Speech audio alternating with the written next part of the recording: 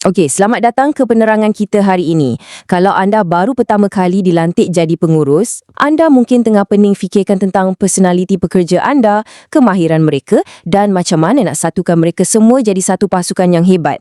Tapi tunggu dulu, sebelum kita nak cuba faham kelakuan dalam kumpulan kerja ni, kita kena sedar satu hakikat penting. Pasukan anda tak wujud dalam ruang vacuum. Mereka sebenarnya sebahagian daripada ekosistem organisasi yang jauh lebih besar. Jadi, hari ini kita nak lengkapkan anda dengan panduan muktamad untuk mengemudi kuasa tersembunyi organisasi ini. Kita akan teliti keadaan luaran yang dikenakan ke atas pasukan anda dan macam mana anda boleh gunakan pengetahuan ni untuk jadi pengurus yang cemerlang. Jadi, soalan cepu emasnya, berapa banyak kelakuan pasukan anda ni yang betul-betul di bawah kawalan anda? Ini memang soalan yang agak menakutkan bagi mana-mana pemimpin baru. Adakah anda benar-benar mengawal segalanya? Sebenarnya, tak. Mari kita rungkai persoalan ni. Cuba bayangkan keadaan luaran organisasi ini bertindak macam keadaan cuaca dan kualiti tanah.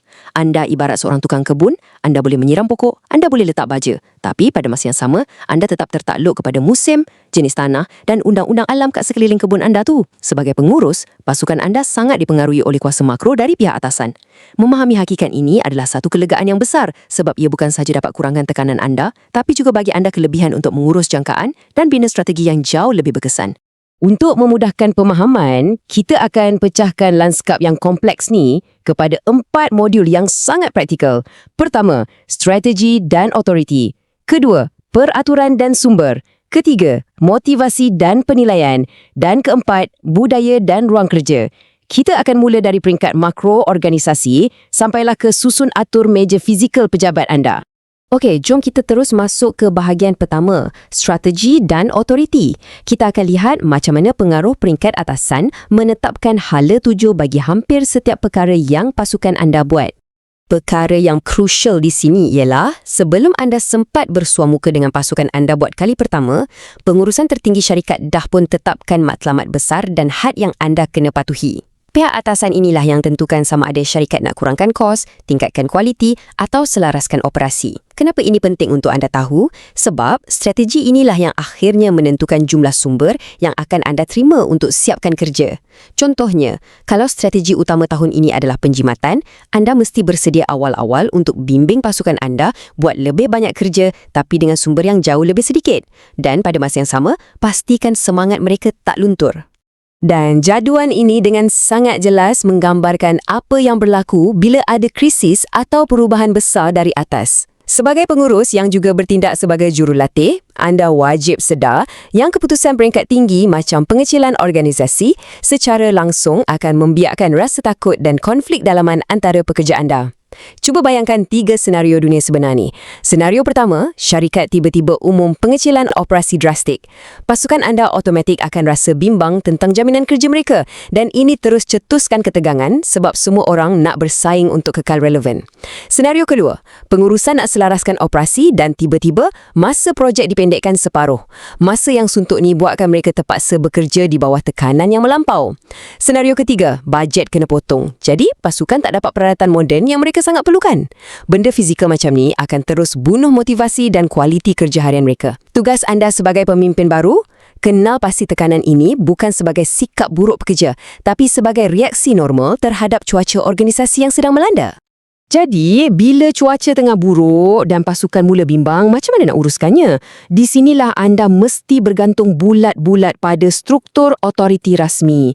Struktur ini wujud untuk bantu jelaskan tanggungjawab membuat keputusan dan pada masa yang sama, ia mengukuhkan otoriti pribadi anda. Ingat, pasukan yang tengah tertekan ni sangat perlukan kejelasan. Mereka perlukan kepastian di mana kedudukan mereka dalam carta organisasi, siapa sebenarnya ketua yang rasmi, iaitu anda, dan apa hubungan mereka dengan jabatan lain. Bila anda tetapkan dan tegaskan struktur ini dengan cara yang menyokong, bukannya gaya kuku besi, anda sebenarnya berikan mereka rasa selamat dan hala tujuan yang jelas di tengah-tengah pergolakan syarikat. Sekarang, kita dah tahu siapa yang patut buat keputusan, mari kita beralih ke bahagian 2, peraturan dan sumber.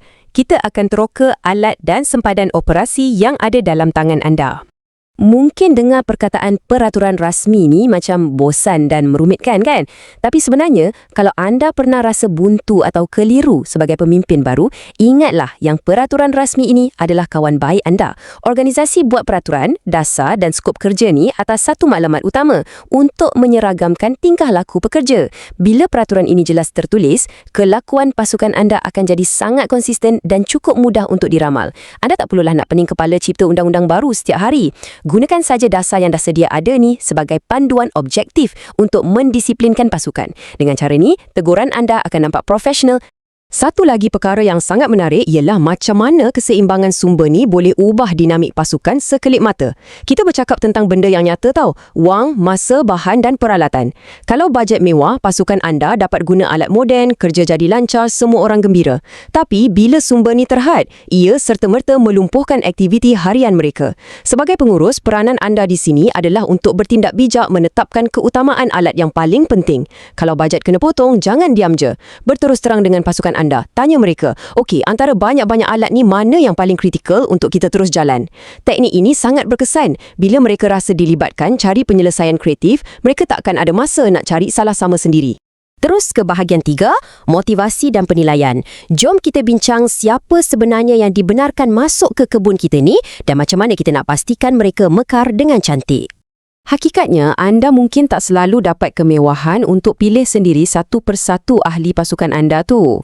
Kriteria pengambilan yang dah ditetapkan oleh organisasi dari peringkat makro akan menentukan individu spesifik yang akan masuk bawah jagaan anda.